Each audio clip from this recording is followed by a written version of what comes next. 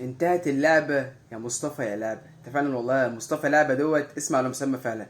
بص يا حبيبي، هي عمرها ما كانت بقلة الأدب ولا بالإهانة ولا بالشتيمة ولا بالإشارات القذرة اللي انت بتعملها أو أي حد بيعملها.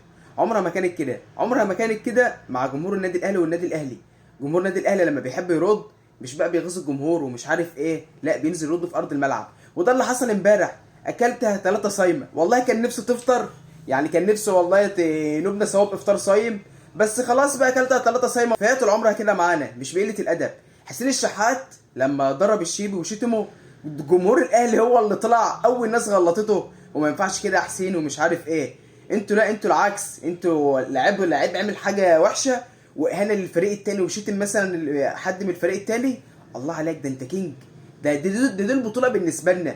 ده دوت كده احنا كده خدنا اول مثلا اي بطوله، فاحنا مش كده. احنا لما بنحب نرد وبنحب نهين حد بنهينه في اللعبه، بنهينه في ارض الملعب، مش بالشتيمه ولا بقله الادب، لا باللعب وبالرجوله. وده فعلا اللي حصل. النادي الاهلي للاصلاح والتهذيب، واتمنى انك تكون اتعلمت الموقف و... وما تحاولش تقلل من جمهور النادي الاهلي تاني او تهين جمهور الاهلي عشان كل حاجه فوق دماغك. واديك انت شايف الزيطه اللي حاصله عليك. انت كنت في غنى عن ده كله يا ابني. جمهور الاهلي عنده استعداد ان هو يبطلك لعبه اصلا. فقابل بقى للفتره الجايه.